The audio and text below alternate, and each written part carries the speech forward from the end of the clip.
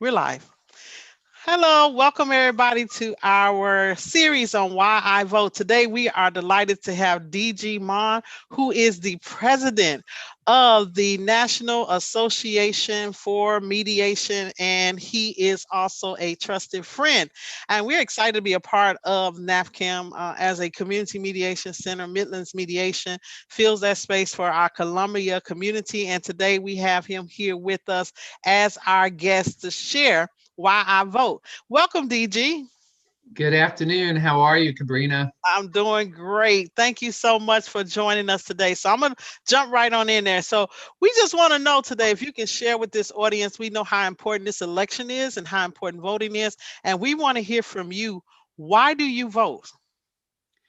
I vote because I find every election to be important. It is the only opportunity I have to indicate if someone is not representing me appropriately and get to vote for someone else. It's the only opportunity I get to go in and have direct influence on what those who are serving us through public service, how they'll serve us, how they'll pay attention to us. In our voting, many times, at least here in the Commonwealth, we vote on constitutional amendments. So it's not just the legislature deciding we're going to change the Constitution, but I, as a Kentuckian, have the ability to say, no, I don't agree with that, or yes, I do agree with that. It is an ultimate gift that had to be fought for in this country unless you owned land, unless you were of European descent, you had no, and a male, you had no right to vote. And my ancestors gave blood and sweat so that I could walk into that booth and take a pencil and check off what I think and hand it to someone and watch it go into a machine and my vote's there. And so it would be a dishonor to all that came before me to say, not so much, I didn't have time. I need to always remember all of the people that came before me and gave blood, sweat, tear, life, money, everything. So I could go in and have that ability to influence those who govern us. Oh, thank you so much, DG, for sharing. Our second question is, why? What did your family and or the community teach you about voting? What was it that instilled that passion that you just demonstrated for voting? I think first, to start with my family, we went with our parents to vote. And some of us would go with dad, some would go with mom, they'd go separately. So they didn't have the whole horde of us going in there.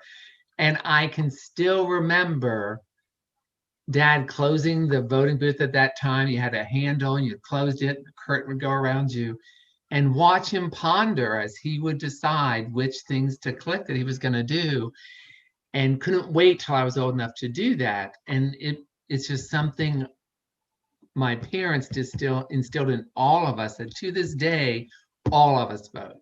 We vote in primaries, we vote in generals, because it was expected. If you're in our family, you vote. And of course, my family would pass down stories of when they didn't have the right to vote or when they were blocked from voting because they weren't the right religion. In communities they lived in, they were not, they would be harassed for not voting. Keeping others from voting is also a tradition as long as allowing people to vote. So knowing that history and knowing how serious my parents took it, I would dishonor them if I didn't vote. And I think my other siblings feel the exact same way. The community taught me how to vote uh, when a person would win that no one expected, would win, and all of a sudden it would be in the paper, it'd be on the radio, it'd be talked about, and you could really shake some things up. And I think one of the most important thing my community taught me is we in our section of town, they just didn't think we needed a library. We could get on the bus and go to nicer sections of town and go to the library. And we kept petitioning in our neighborhood to put it on the ballot to have a library in our section of town. And finally, the petition passed and the vote passed. And I can just remember the community members celebrating that we were going to get a library that we could walk to and not have to take the bus. I know that sounds so mundane because I'm not sure many people go to the libraries anymore, but back then it was extremely important. So that's when my community taught me, look at the power we had to make those in power pay attention to us and get us a library in our neighborhood. Oh, that is an amazing story, DG. Thank you so much for sharing. And our last question is, how do we then motivate others who sometimes are discouraged by the voting process, believe that their vote really doesn't count because of the electoral college and all this other noise that's around the power of the vote? How do we motivate those types of persons to understand that their vote does matter, their vote does count, and it's important for all of us to exercise our right to vote? I think find out why they don't vote, listen to their story, know who they are as people, and then talk with them about it. And if it is, I don't vote because I don't know who to vote for, it's a transparency issue, or all politicians don't tell the truth, so I can't believe them, then talk about what transparency means to them and how voting is being transparent because the number's there. And as someone who used to work in government, I can assure you, win or lose, every politician has a staff person counting how many votes they got in each precinct. They're also comparing their votes to others of the same party. How come that person got more than I did in the same precinct? Why didn't they vote straight party? So even when your candidate doesn't win, the winning candidate's still looking at who voted for the other candidate, where'd they come from, what do I need to do better to guarantee that that person votes for me next time. So if it's a transparency issue, talk about it. If it's a choice issue, they're all the same. Everyone's the same, none of them's different. Fine, then let's sit down and research. It's so easy now. Go online, do some Bing search, and see how different they are. And say, okay, here's who they are. I know I do that when I'm not sure of a race. I go online and say, I really want to know what their positions are. I want to know what their history is.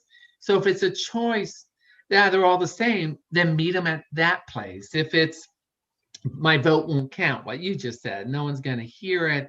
It's really an equity issue of it doesn't really matter. Then I would show them the races that were decided by a flip of a coin because they end up tied. And that just happened in Virginia just a few years ago. And the person won the election on a flip of a coin because the vote was tied. Imagine if you were in that district and you had voted, your one vote would have made the difference on that person being selected as opposed to flipping a coin. So if it has to, my vote doesn't matter. It's an equity issue. Talk about that with them. And if they don't feel safe voting, if they feel they're going to be harassed when they go to vote, like what is my family's history story of being harassed when going to vote, then offer to go with them. There's nothing illegal about standing with someone while they vote. When they go to vote, you stand back. Let them vote privately, let them submit the vote. There's nothing wrong with that. So if there are issues I don't feel safe, then say, how about I walk with you? It's all good. We can do it. So whatever the issue is of why they're not doing, whether it's transparency or choice, equity, safety, let them address them where they are. Because at the end of the day, there are people who are concerned about other people having power. At the end of the day, your major power is your vote. So if you don't want to disempower yourself, then go vote. And so I would just really suggest to anyone who's listening is to really listen to the non-voter. Don't go in with a blanket, oh, we're going to go out and do this, we're going to guilt them, or we're going to listen to them, find out why they're not. It's a one-on-one thing. And what I have found when I've helped people choose to vote, I didn't have to go back the next time to help them choose to vote. They went back on their own. Awesome. Yeah. A friend of mine said, don't vote shame people. He Amen. shaming them for because they don't vote, but talk to them and find out what are the reasons behind it. And I love how you just identified four great reasons: transparency, choice, equity, or safety. That's in a nice nutshell. DG, you are amazing, and I thank you so much for being present. I Is there adore anything you, my friend. else? You know that. Is there anything else you would like to share with this group that's going to listen to this video? Just that I think Cabrina Bass is a jewel. And if you don't know her, get to know her. You just bring such light to my life. So that's the thing I'd want those listening to know about who this amazing host is. Thank you so much, DG. So, to everybody that joined us here today, I want to say thank you for joining, for listening, and really help us spread the word that everybody needs to vote. Voting matters. It matters regardless of what your position is or where you're standing. Everybody has to vote because this is our democracy, and democracy means the voice of many. It's not the voice of a select few. Yes, DG. I just want to add one more thing about my family. My parents were fierce participants in totally opposite political parties. So it has nothing to do with politics. It has everything to do with our right to express our voice. So this is not a political issue whatsoever, because I grew up in a mixed family when it came to political parties, and it's all good. That's awesome, DG. Thank you for sharing. So remember, everybody, three things that I always say at the end of these broadcasts. Remember to vote, vote, and if you don't forget anything else, remember to go vote. So vote.